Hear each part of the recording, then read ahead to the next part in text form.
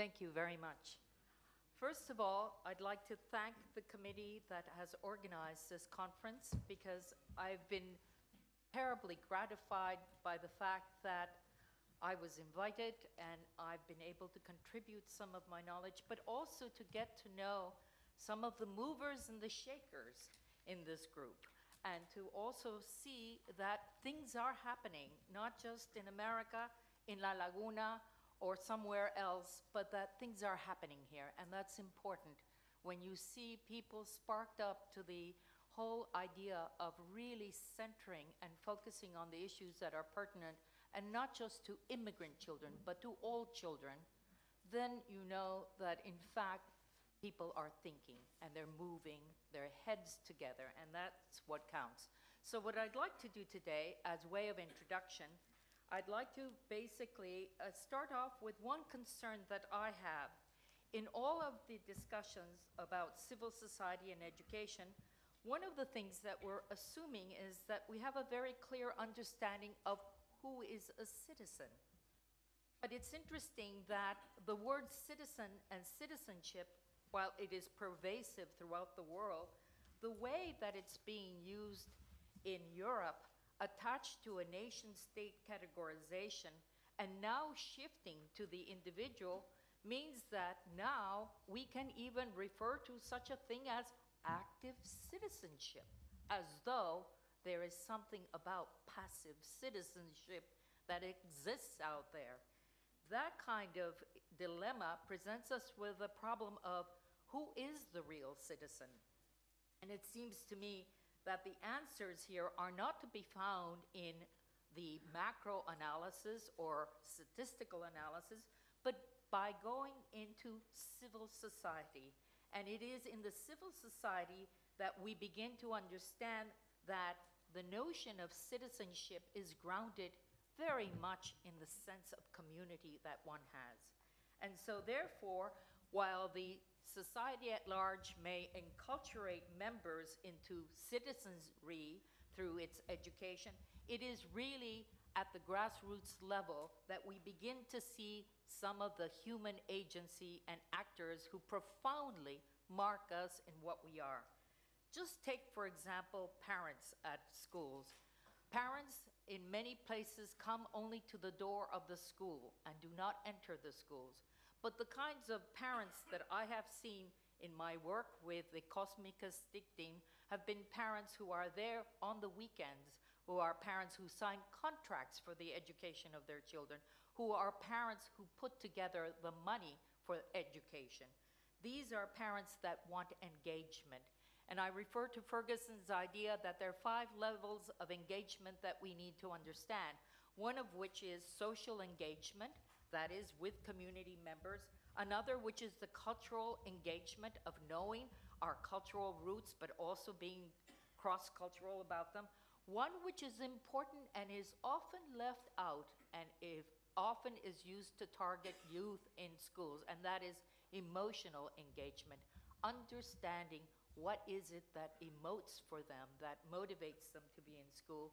Then there is academic engagement, which we measure and test out. And finally, political engagement, which means we look at rights, human rights, our right to speak, our right to be. And it is just starting with families and parents that one sense of the civic community can be understood. The second one is that of the role of business people, entrepreneurs, the private sector. What are they doing in order to really engage the young students or youth who are coming out of schools for meaningful jobs and careers, not simply jobs that end after 2 or 3 years, but careers that can grow and can develop them as professionals. And then there's the third part of civil society, which is very important. And for this, I will use a concept that has been made by one Latino in the United States, Luis Moll. He says that in all communities, there's an intersection between the home and the community, which is called the funds of knowledge that community people have. In other words, children on the streets in their community have knowledge that often doesn't get replicated or understood in schools. And it is that kind of knowledge that is very worthwhile to explore. So given all of this, my question is, what answers can the civil community, civil society give us that provides us with some continuity, as John Ogbu would say, between the home values and those of the schools, and that reinforce the dynamics of dialogue? And for that, then, we have some presenters today, which I would like to introduce collectively, and then singularly ask them to go to the board so that they can deliver within a 20-minute period their responses to what answers they bring to us today, and how we can capture the essence of what we need to do in order to change around the trajectories of youth who become stagnated.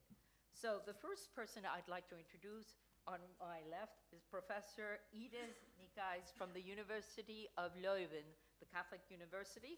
He is the head of education and lifelong learning at the Research Institute for Work and Society, and his specializations cross over between sociology, politics, the relationship of labor market to social inclusion, and his work has capitalized on the issues of lifelong learning and education, particularly for excluded groups at a national level, at a European level, and at an international level. And as I understand today, you will be talking about the access to education, family, school, and teachers, and giving the special case of the Lucerne schools. All right. The second person that will be speaking today also is Dr. Jana Huttova from the Open Society Institute, where she has actually been specializing for over 20 years in the educational political development, policy development, with particular attention to the issues of equity, diversity, social justice, migration, and integration. And I have personally read 2 of her publications, which I use in almost anything that I'm writing now, because I find them to be not only at the cutting edge, but also excellent references to what is going on in Europe.